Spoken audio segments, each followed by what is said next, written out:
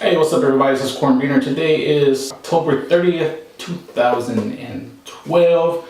I haven't done a video in a while. Reason being is last week I kind of felt like there was like this negative tone throughout the whole week as far as like how I started the week off, and then what I ended up talking about throughout the week, with the high point being footage that I took at the PlayStation All-Star Battle Royale LA Beatdown event that was done by I Am 8-Bit, Superbot, and PlayStation. It was an awesome event. If you guys want to scope out some of that footage, feel free to scope out my channel. It should be pretty recent, so it'll be no trouble finding it. Since it was kind of negative, I kind of want to hold off because Friday actually came into some more negative news, and I didn't want to end up the week that way. So I kind of just held off for a bit until something, I guess, kind of uplifting came about, and then we could talk about the negative stuff, kind of even out the video itself. So we're going to start off with that today. The first positive thing that I'm going to report, it is halfway through the NFL season. I am a big football fan. I love football. And the Niners are 6-2.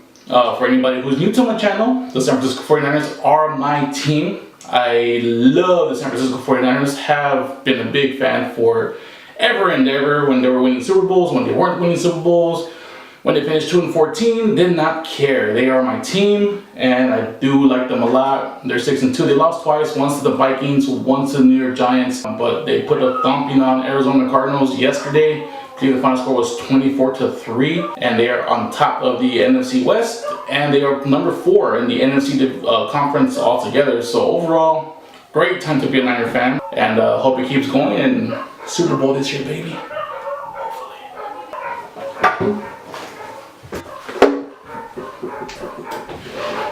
Shut up! And moving on from NFL news to game-related news, it's been revealed on the Rockstar.com website, Rockstar being the developer of the Grand Theft Auto series, GTA V has finally been revealed officially by Rockstar with a spring 2013 date. Now you may think, oh, that's pretty soon. Well, spring lasts 4 months. From the end of February to about the end of June or beginning of July, somewhere around that time. So there's still a ways away where this game can come out. I wouldn't be surprised to see this game be pushed back to maybe summer or early fall of 2013, since we have not seen anything from this game as far as trailer or anything like official.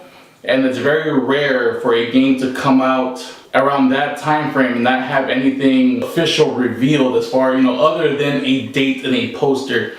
I'm very excited about Grand Theft Auto 5. I didn't play Grand Theft Auto 4, and I heard it was mediocre, but the reason why I didn't play is because to me, Vice City and San Andreas were by far the best ones ever released. I played Part 3. I didn't really like the Liberty City setting. It just didn't touch base with me, and once I moved to Vice City and to San Andreas, it became a whole new experience, and that was so great. So when Grand Theft Auto 4 kind of came out and it was Liberty City once again, really wasn't too excited about it. And now that who knows what where this new game is going to take place, but I'm super excited. Spring 2013 release date is that window they're trying to hit, and if you guys are excited, I'm super excited, and hopefully it comes out to be pretty good. And those were my actually 2 positive things as far as I'm concerned to talk about with the Niners and Grand Theft Auto. I'm kind of moving downhill. This depending on what side of the fence you stand on here, but Disney as in Walt Disney, as in Disneyland, Disney World, Mickey Mouse. Disney has acquired Lucas Films, LucasArts, everything Lucas related for $4 billion. You heard me right, $4 billion with a B. Now the first plan that Disney has revealed they plan to do with the Lucas license or Lucas properties is they're going to release Star Wars Episode 7 in the year 2015. Now if you're big Star Wars fans, I don't know what you guys are really reading into this. I don't know if you guys are excited or if you guys are bummed that Disney's not going to have their hands on your on your baby. When something like this comes out, everybody kind of gets a personal attachment to it. I don't know how you guys feel about it. Me, on the other hand, I could really care less. I'm not a big Star Wars fan. I don't care much for Lucasfilms. I mean, I know in circles this dude is known as an extraordinary visionary. And looking at the films, I can see that. I can see the vision there. I can see great production value, great, you know, like directorship, if that's even a word. But his writing, or the writing staff that's around him, is terrible. All the movies that I've seen, all the Star Wars movies, never seen the Indiana Jones movies, they just have terrible writing. It's just horrid. So, you know, I'm kind of excited to see what Disney can kind of infuse into the Star Wars series, with the first one being episode 7 in 2015, and then Disney has announced that they plan on already releasing episode 8 and episode 9 2 to 3 years after the initial release. So you might see one in 2017, 2018 approximately, with the other one being around no earlier than maybe 2020, maybe 2019. But yeah, I mean, $4 billion is a hefty price tag. And the one reason why I think Disney can maybe infuse some life back into Lucas's properties is basically because they have not really fouled up with the Marvel license. They acquired Marvel, I believe, about 3 years ago.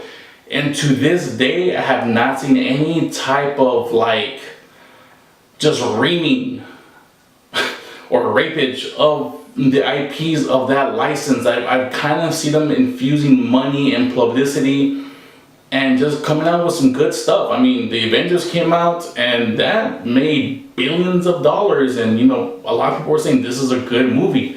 So now maybe they can do the same for Star Wars, because episode 1 through 3 were complete trash. I actually saw them and oh my god, can I get 9 hours of my life back? Because those movies are terrible. But I mean, if you guys are Star Wars fans, let me know what you guys think.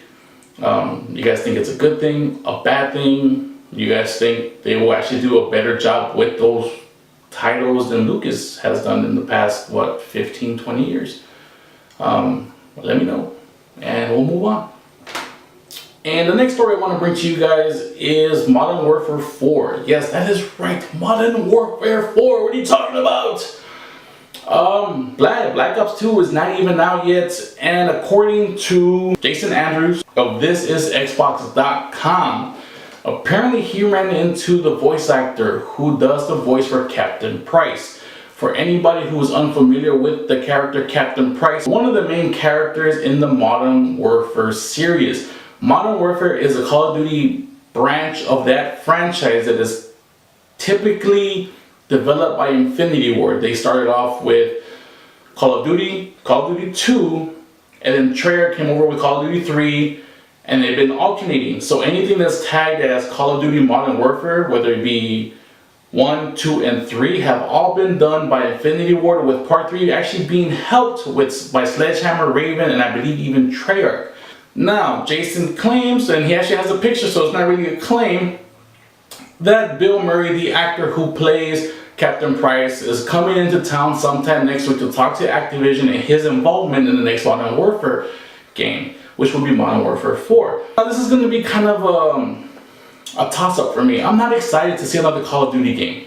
You know, this franchise has become what sports series are. There's really no point to buying a Call of Duty anymore. You know, it's the formula doesn't change enough to me to stay fresh. But if you by chance buy one every 2 years, because either you like the way Treyarch does it because they have zombies, or you only stick to the Infinity Ward ones because it's just Infinity Ward, then you know, maybe you're excited about this.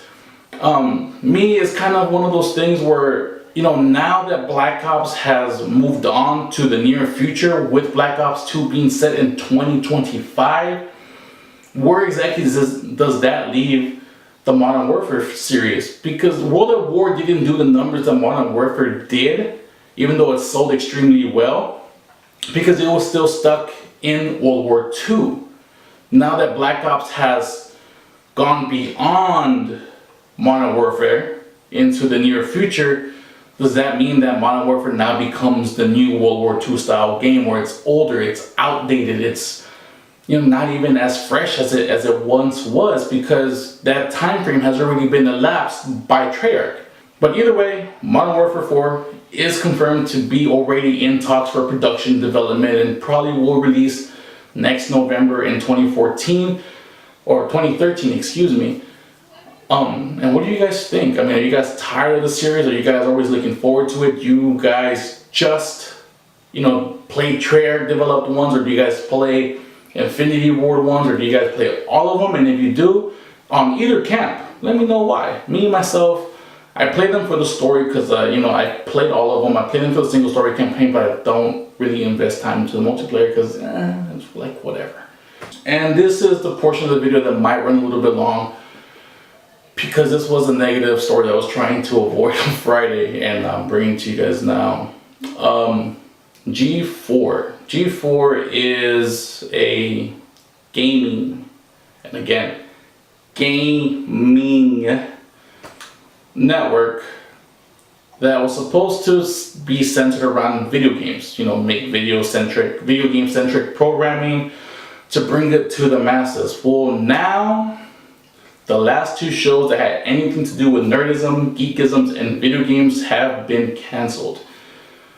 Both X-Play and Attack of the Show have been given the pink slip. Production will continue on these shows until the end of the year, and after the year is up, it's done. Sources say that G4 is now going to move into a more modern male type of channel, similar to, I'm going to say, Spike. Why the fuck do I want to watch G4 when there's already Spike TV? Which I rarely watch as it is, but whatever. And here is where I'm gonna not try to be so negative about it, because it's one of these things that I'm just seeing my childhood just ripped apart from me. And even though I haven't seen the channel like regularly in like maybe the last 2 years, maybe even 3, this kind of hurts. I remember being in high school, 16, 17, and on cable, this fantastic, and I mean fantastic channel was on, called ZDTV. ZDTV was a network that was based around Zeph Davis's publications such as Computer Shopper and other stuff that Zeph Davis does. I'm sorry that I don't know all the channels, but just thinking about it, it's just, like bringing back memories to me.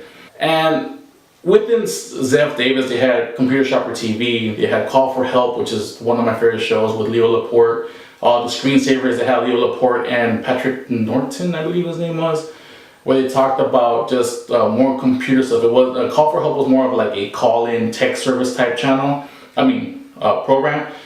And the screensavers was more like geeky, how do I set this up, would you guys do this, blah, blah, what are your opinions on this, blah, blah, blah. They were both call-in shows, but they both did something different along the ways of GameSpot TV and other great channels. That channel was a big inspiration for me to do things like this, to talk about gaming, because I didn't think being interested in nerd type stuff had any type of future. That channel helped me build my first computer, and that passion and love has never left. Somewhere along the lines of ZDTV, another company came out, bought out that, I guess, programming clump, and it turned ZDTV into Tech TV. Tech TV still wasn't that bad. Still kind of kept a lot of the original staff. It still had Call for Help, still had the screensavers, and they threw in more programs. They changed GameSpot TV to Extended Play, and they had other things, and the channel was still good. I still watched it regularly, loved it. I mean, absolutely loved it. Fast forward a couple more years, and now G4 comes in, and G4 turns Tech TV to G4. It swallowed the whole thing. They still kept some of the programs, but not that many. Call for Help, for the most part, was done. The screensavers was done. They changed Extended Play to X-Play TV. They introduced Attack of the Show sometime later. But like in the beginning, I was really excited about G4 because they had a show called Icons, and Icons kind of had a half an hour programming that was focused around, like figures in gaming and just geekisms and nerdisms, such as Cliffy B and Bungie. I believe they had one on Ken Kutaragi, who is the creator of the PlayStation brand. And that, to me, that program right there was great. It was fantastic. It was super dope. And I was really excited about G4. Little by little, they tried to make it younger, started getting rid of some of, I guess, less popular shows such as Electric Playground and a couple other things here and there. And you know, at some point they stopped showing icons as it was, which focused around video games and all that nerdy stuff, and kind of canceled the show and then relaunched the show as icons, but it wasn't video game related anymore. It was like icons, Michelle Rodriguez, icons, Mark Echo. Who the fuck cares? Michelle Rodriguez is a talented actress, I'll give her that, but who the fuck cares? I don't consider her an icon. She is a supporting actress for the most part. Mark Echo, same thing. You made a couple cool shirts with some rhinos on it. You know, you're a successful business person. I don't care. G4 for me when it started was not about pop culture. It was about me getting my nerd fill.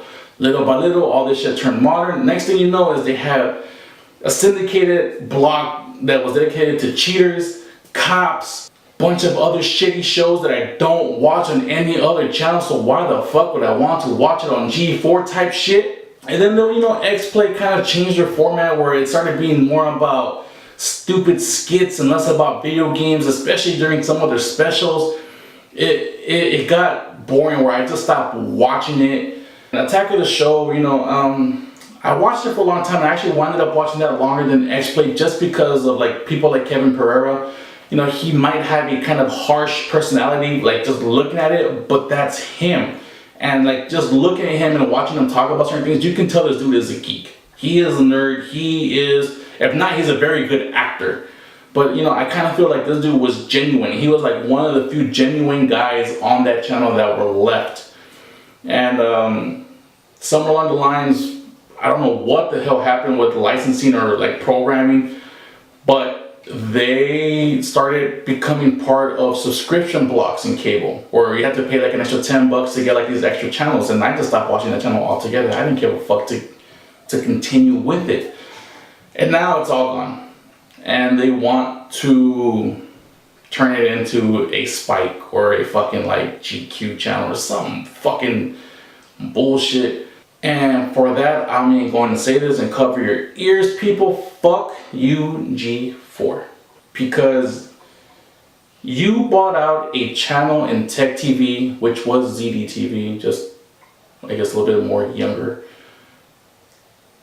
and changed the programming, fired a bunch of people for no good reason. And you changed it to cops and all of the bullshit. Now you want to get rid of it altogether. Well, you know what? Good.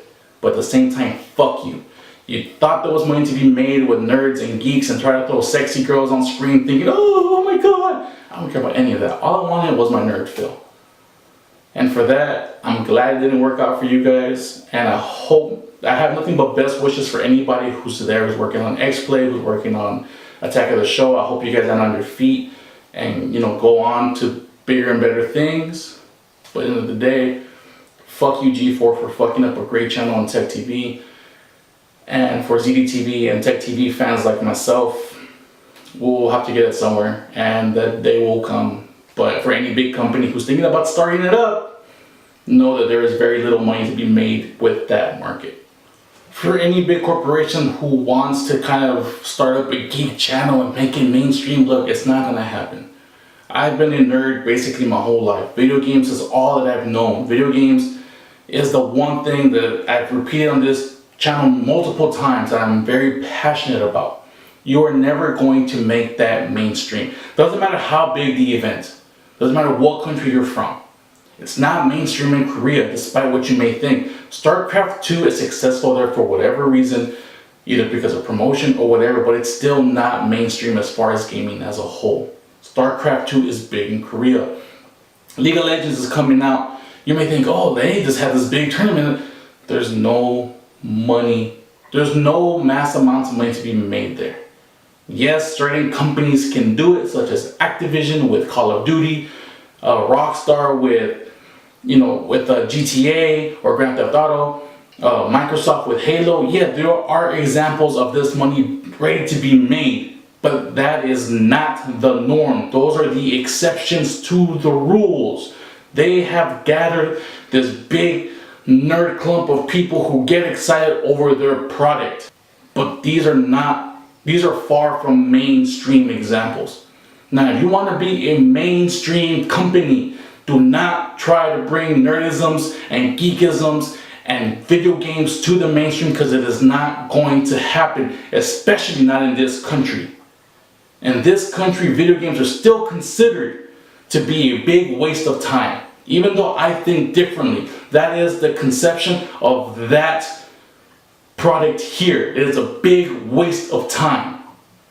Now, if you can accept it for what it is and want to make it a niche channel or a niche program with moderate income to be made, if you have the money to invest into it, you will see your investment return. But it's not going to be by 200, 300, 400%, whatever else percentage you guys get off of like big shows. It's going to be very moderate. Now, where do we go from here, people? Leave it to the geeks. People like me, people like Alex Valle and his Level Up thing that, you know, has done wonderful things for the fighting game community. People like HDStarcraft and HuskyStarcraft, who have wonderful, you know, StarCraft channels on YouTube, and other geeky type program that you can find on YouTube. That is the future for our culture, for our thing. It's going to be done through the internet. And I hope this somehow gets to somebody at a corporate level, the big thing. Corporate geekisms, corporate nerdisms, it's never going to happen. You cannot throw good looking women into us and think that is what it takes to sell your product. The channels, the programs. We do not care. Will we get sprung up on an attractive chick? Yes, we will. Why? Because we're males. You put a hot chick anywhere, we'll get sprung up. But just like our attention span, our attention for these hot looking females will be over quick. As long as you can understand that from this point on, let G4 be an example to you that it's not going to happen. And that makes me truly sad that these people are losing their jobs based on these people trying to make a shit ton of money off of nerds, video game players, geeks, whatever you want to call us. It's a fucking shame. But the video is long enough as it is. And yeah, so I'll leave it off on that depressing note. But anything else, thank you guys again for watching. Sorry this video was long, but I had a lot of stuff to cover today. And I will see you guys next time. Bye.